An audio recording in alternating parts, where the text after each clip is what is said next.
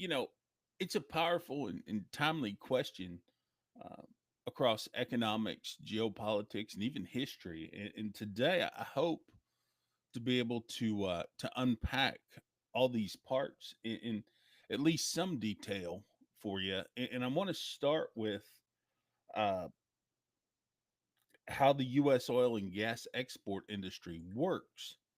And then we're going to kind of dive into why it's better to deal with your enemies than to isolate them. And hopefully, in this lecture, we're going to back this with some real world logic, some theory, and maybe some examples of this. Right. So, I think the very first part that you have to start at, right, is an overview of the U.S. oil and gas production, which in and of itself can be very complicated because the United States is one of the largest producers of oil and gas in the world. And thanks to a lot of technological innovations here in America, like fracking, horizontal drilling, other things like this, the United States transformed from a major importer of oil to a net exporter. And I think that happened around 2020. And it slowly happened over the course of about 2 decades.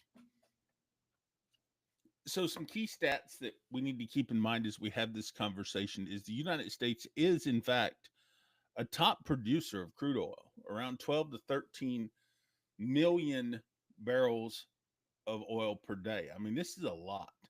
We're also a leading LNG exporter alongside Qatar and Australia. We're also a net exporter of petroleum since 2020. That's exports to imports, right? So this is an interesting, that's kind of a 30,000 foot overview of where the United States stands with oil and gas. Now the process flow from the ground to global markets. I want to get into this a little bit because the first part is what we call upstream, right? Most of you probably heard upstream, midstream, downstream, all this other stuff. I want you to think of companies like ExxonMobil, Chevron, ConocoPhillips, and there's some independents like Pioneer that their role in all of this is to find and extract oil and gas. And there's a few main regions like the Permian Basin, the Bakken, the Appalachian, places like this, right? This is upstream markets. Okay. From there, we move to midstream operations. That's probably another term, which is, you heard me talk a little bit about Cushing, Oklahoma this week. This is the transport and storage kind of aspect of it. You know, things like pipeline, rail, ships, things like that, right? That move crude oil and natural gas to these processing facilities or even export terminals, right? Think of Kinder Morgan, Williams, these major pipeline players, right? And storage facilities do a main thing. They stabilize the market, they stabilize the supply, and they also manage pricing. Okay, which is why I mentioned Cushing, Oklahoma the other day, which is a hub for WTI pricing, right? So if you go back and you watch some of the videos or listen to the podcast, you'll understand a little bit more why Cushing is allowed or is such a big player in all of this. And then, of course, you have your downstream. So, you know, we've talked about upstream, we've talked about midstream. Now we're going to talk about downstream. And understand I'm simplifying this process quite a bit. But oil and gas from the midstream goes downstream, right? And that's where it ends up at the refineries, places where they produce gasoline, diesel, jet fuel, all sorts of stuff. Now, natural gas. Let's talk a little bit about natural gas. So, natural gas, to get it to liquefy, right, has to be cooled to like negative 260 degrees Fahrenheit or something like this. This makes it easier to transport LNG by a ship. Okay. And there's major LNG terminals like Sabine Pass, Corpus Christi, Freeport, Texas, places like that.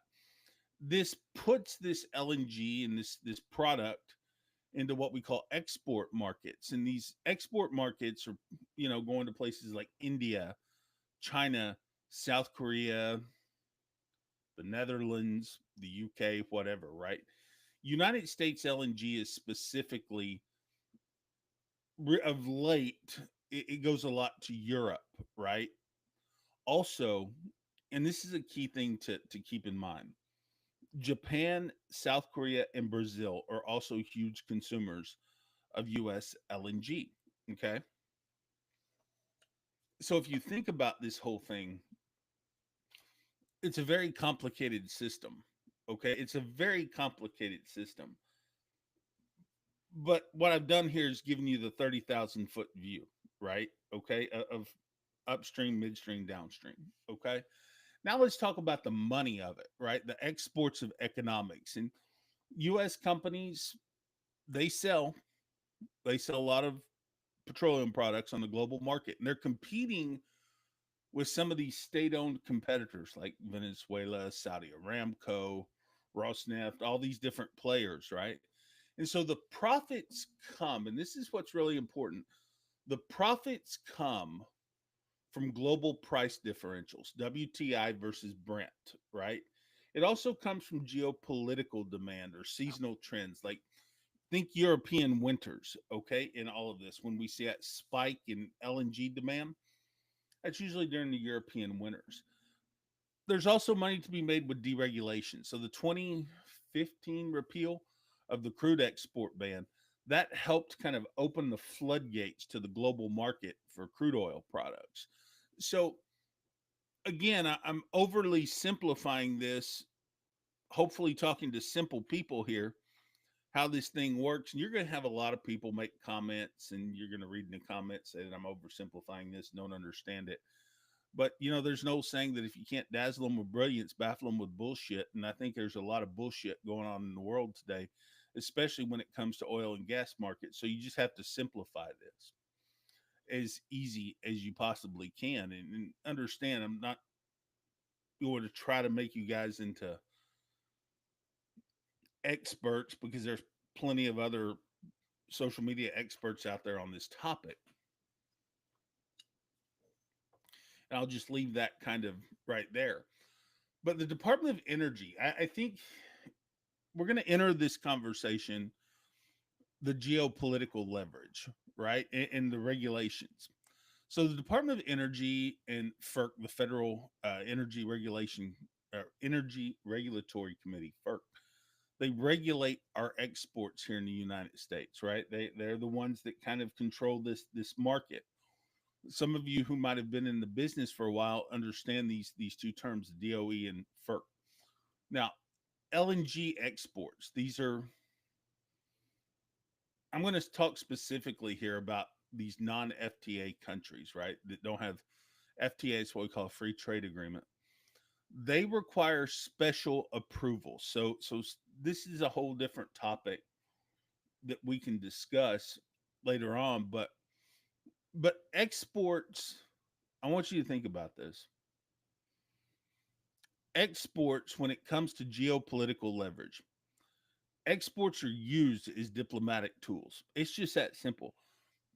For example, providing LNG to Europe reduces Europe's dependence on Russian gas. Gazprom. Okay. And if we supply our allies in Asia, that strengthens our national security ties. Okay. And this is getting into my bigger point of, if you don't do business with your enemies, then your competitors will. Okay. And we're going to get into that here in just a little bit. But I want you to stop and think that what you're doing is not just necessarily pulling up oil and gas for yourself and for your energy markets. You're using that, certainly not for a domestic energy market, but you're using this as a diplomatic tool. Okay. And that's where the PR guys, the public relations guys, come in at a lot of times. Now, there's some strategic implications here. So, if we're looking at energy, oil and gas specifically, as a tool for diplomacy, a diplomatic tool, what does it do for the United States? It gives us energy dominance, and energy dominance gives us more geopolitical leverage. Okay. It also gives us independence. So it reduces our reliance on Middle East instability. Probably within the next month or so, you're going to see Saudi Arabia, and I mentioned this in another video the other day.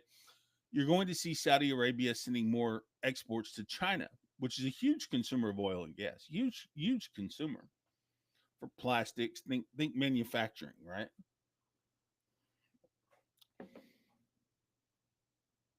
The Saudis hold a big foothold here now, especially if the United States is not wanting to deal with countries like China. Okay. So if all you're going is you're approaching this idea like I must kill my enemy, I must beat my enemy, I must whip them down, you're only fooling yourself. Okay. It's that simple. And I want you to understand something about diplomacy. You don't use diplomacy with your friends. Okay. You use diplomacy more with your enemies, okay, with your adversary, people that you don't like. This is where diplomacy comes into play at, okay? And one thing that I think a lot of people are missing out on in terms of diplomacy, right, is in diplomacy, you're not promising the other side that they're never going to have to make hard decisions again. What you're promising them is that they're never going to have to make hard decisions by themselves again, okay? This is diplomacy. A lot of people misunderstand the role of diplomacy in the world. But so at the hardcore fact of the matter, energy, specifically oil and gas, gives us dominance. It gives us independence and it gives us some leverage in the bigger market. Okay. Now, why is it better to deal with your enemies than to isolate your enemies? Okay. This is the what I call the interdependence theory, right? Okay. And it's not just me that calls it this, a lot of other people do too. But this was developed with the idea of international relations, global diplomacy, states that are likely to go to war with their trade partners, things like this, right? When nations trade or when they negotiate with each other, right? They create mutual dependencies on each other. Okay? I want you to think about Vietnam a little bit, and we'll get into the history of Vietnam. In many ways, Vietnam was an oil war. It was an energy war. If you think about it, it wasn't so much um, philosophical war about communism versus democracy. That probably had little less to do with it. But I want you to think about these economic disincentives, right? These dependencies become less and less important for conflict. Okay. So traditionally, let me give you an example. Let's talk about US and China. Economically, the US and China, both of us we're rivals, but we're also massively interconnected. Okay. And this is the thing that a lot of people don't want to stop and look at, especially today when we hear all the political rhetoric and bullshit coming from Washington. Cutting ties with China would damage both economies. It really would. Now, I know this sounds crazy, but let's look at this. What we're doing here basically is we're shooting ourselves in the foot, making a physical confrontation with China less likely. So you have, let me kind of explain that. So cutting ties with China, okay, with the US and China cut ties with each other. This makes a physical war much less likely because you're worried about your economy, right? Okay. This is basically what happens when you get two superpowers that don't really want to face off with each other for dominance. This is what happens. This is what happens.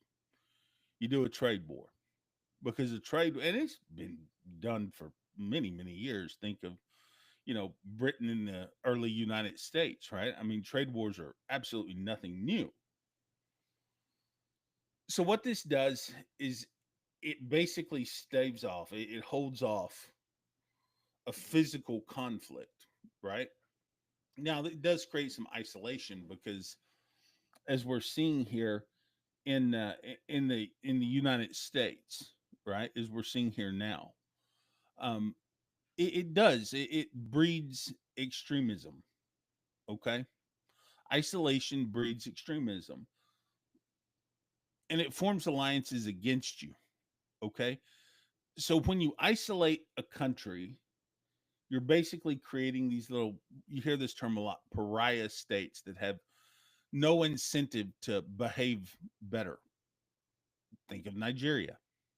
Okay, and but one of the things that it also does is this isolation allows opportunities, I guess is the right word, opportunities for your rivals to fill this vacuum. Like when the US sanctions Iran, China and Russia immediately moved in, right? So in some ways you're giving your true enemy a foothold when you create this isolation.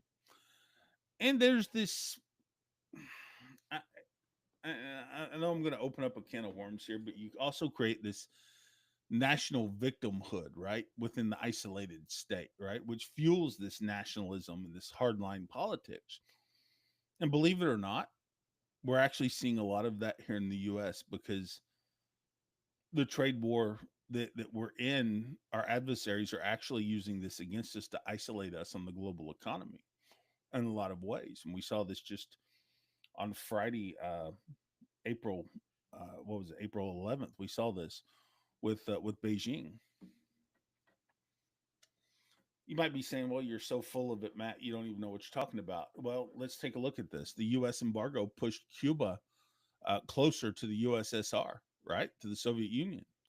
And isolation did not collapse the regime. It only strengthened its resolve.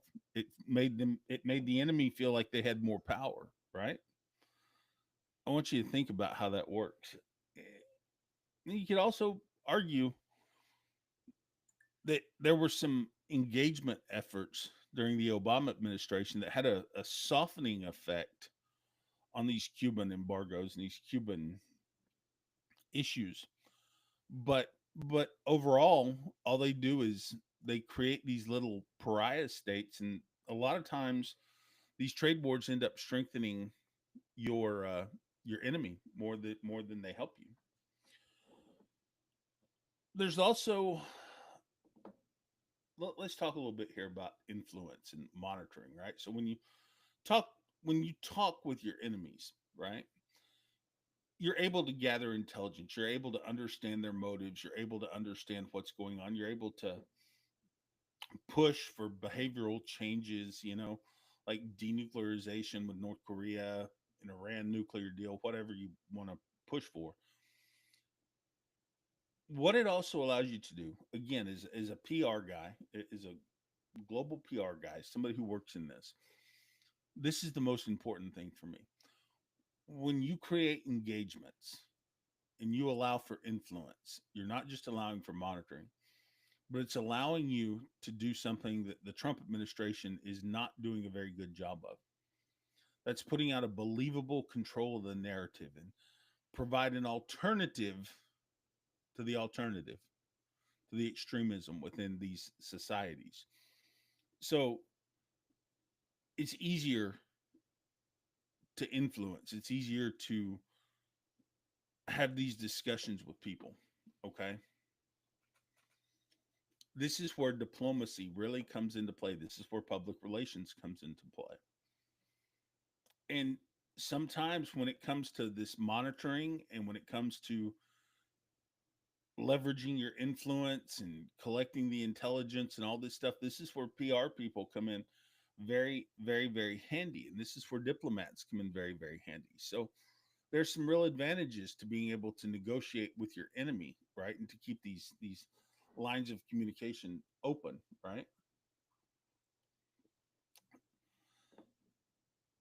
Dealing with our enemies also enables economic leverage. It enables soft power, right?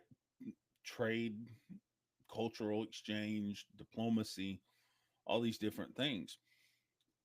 And this allows the United States to shape,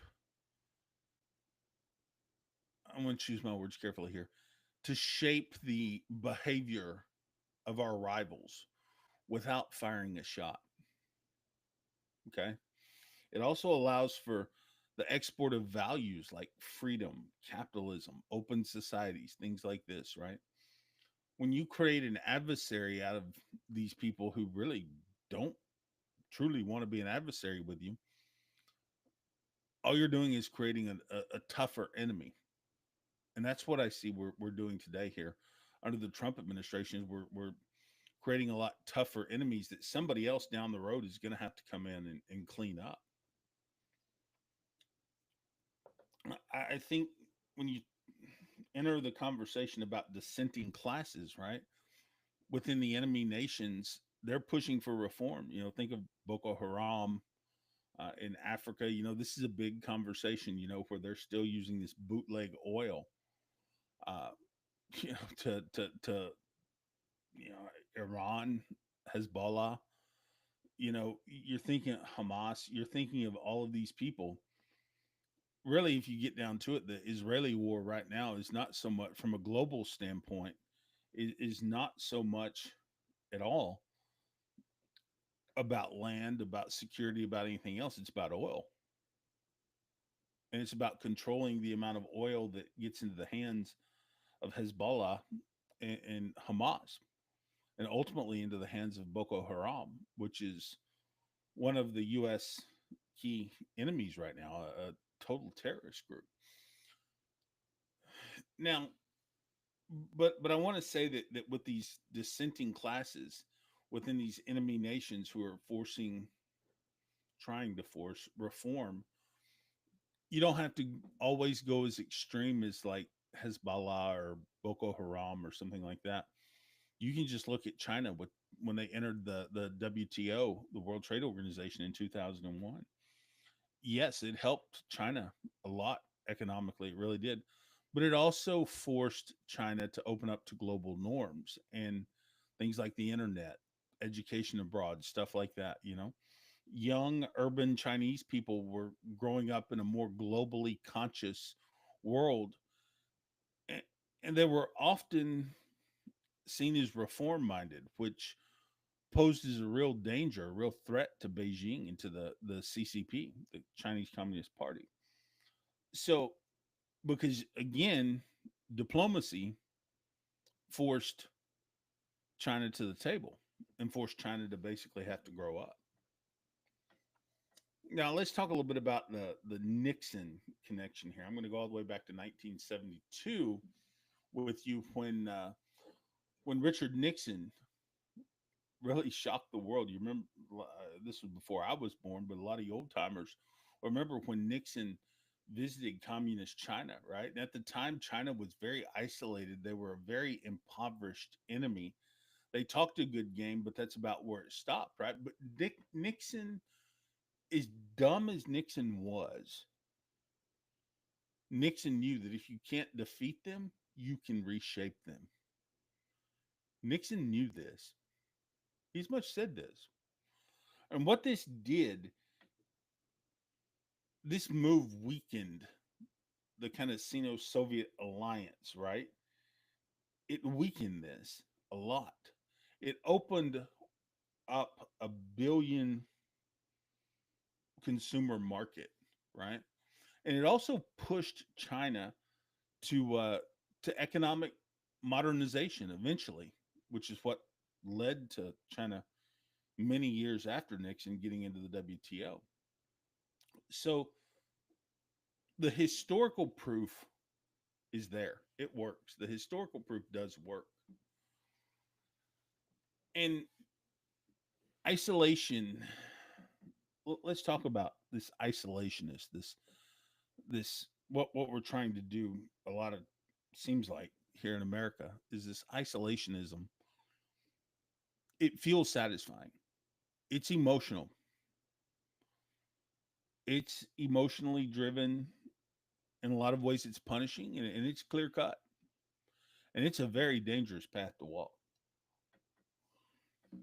It is a very dangerous path to walk. But on the flip side of that, engagement is what grown up democracy looks like. It's what grown up public relations looks like.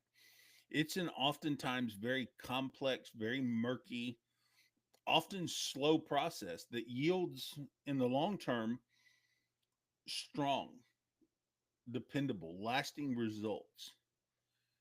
And it keeps conflicts cold, believe it or not, instead of hot. It really does. And this same principle applies in business, marriages, whatever, as in global politics. You can't change someone's behavior from a distance. You have to stay in the room. And what I'm seeing here now with this back and forth with Trump is he's not really wanting to stay in the room. He's wanting to enter the room and walk out, enter the room, walk out, do all this bullshit back and forth. Uh, that doesn't often work. You know, it very rarely works, and I'm not sure I can come up with an example of when and how it really has ever worked because everything needs stability and everything needs diplomacy. Now, that's a whole different topic, but I think you need to understand that where we're at today, and this is where the social behaviors kind of come into play at. But when you understand this, the world looks a lot clearer, especially the oil and gas markets, especially the oil and gas markets. I know this has been a very simplified 30,000-foot view of how diplomacy and energy work together and why PR people, I mean, the real diplomacy is not happening um, with politicians, pundits, and policy wonks. The real politics is happening in the battle between companies in these countries and their PR people because we can negotiate in ways that government can't. I know that sounds really crazy, but it's true. We can negotiate in ways um, that the government just cannot negotiate. So, anyway, all right, I'm Matt. I hope this has been a little bit of an informative discussion here with you. Um, really, I hope it's brought some light to things for you. And yeah, I hope maybe again we can have more of these conversations in the future. I mean, it's just been two folks here having a conversation, very one sided, I guess, because I can't really see your comments and stuff. But yeah, I appreciate it. Diplomacy and energy, they really go hand in hand. All right. We'll see you soon. Take care.